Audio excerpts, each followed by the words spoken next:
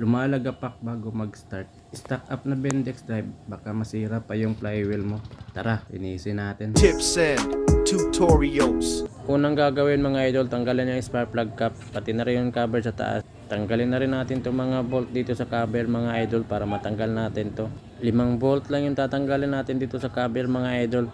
At dito naman sa bandang likuran, kapain nyo na lang para makuha nyo yung bolt. Tanggalin na rin natin yung socket ng bore sensor. Pagtanggal naman ng cover mga idol, ilulusot lang natin yung socket ng bore sensor bago natin tuluyang tanggalin tong cover. Tanggalin na rin natin tong positive na linya dito sa kanyang starter.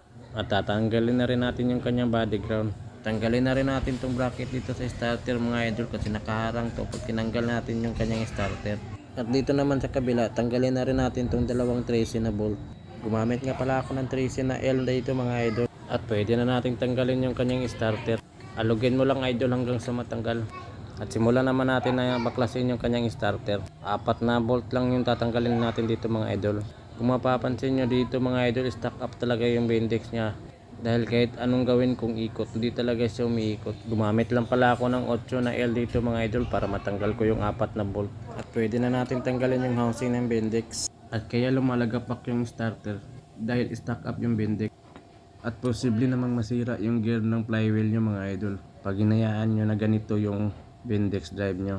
At inikot ko na rin yung ngipin ng armature. Okay lang naman yung armature dito mga idol. Yung Bendix drive lang talaga yung problema. At mag-ready lang tayo ng gasolina at lilinisin lang natin yung kanyang Bendix drive. Persahan ko na rin palang inikot yung Bendix drive hanggang sa lumuwag na siya. At napaikot ko na rin pero may time pa rin nag-i-stack up siya. Nilinisan ko na rin pala yung housing ng Bendix. At hinugasan ko pala ulit yung Bendix drive baka may namuupang dumi sa ilalim. At pinuhusan ko na rin to ng oil para mas lumambot. Lagyan na rin ng kaunting grasa yung housing mga idol bago natin ikabit yung Bendix.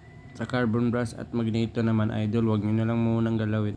Dahil hindi naman basta-basta nasisira ang carbon brush ng TBS. At baka mahirapan pa kayong ikabit yung kanyang carbon brush. Kung tapos ka nang lagyan ito ng bolt, pwede natin ibalik yung starter. Ilagay na rin natin yung dalawang tracy na bolt. At higpitan na rin natin to. Kakabit na rin natin yung bracket ng starter. Lagyan na rin natin to ng bolt. At ibabalik na rin natin yung positive na linya ng starter at lagyan lang to ng nut at higpitan. At ikabit na rin natin yung body ground mga idol. Dito naman sa body ground mga idol, dalawang wire yung body ground dyan idol. At higpitan mo na rin mabuti para hindi mag lose contact. Testingin na rin muna bago ibalik yung cover.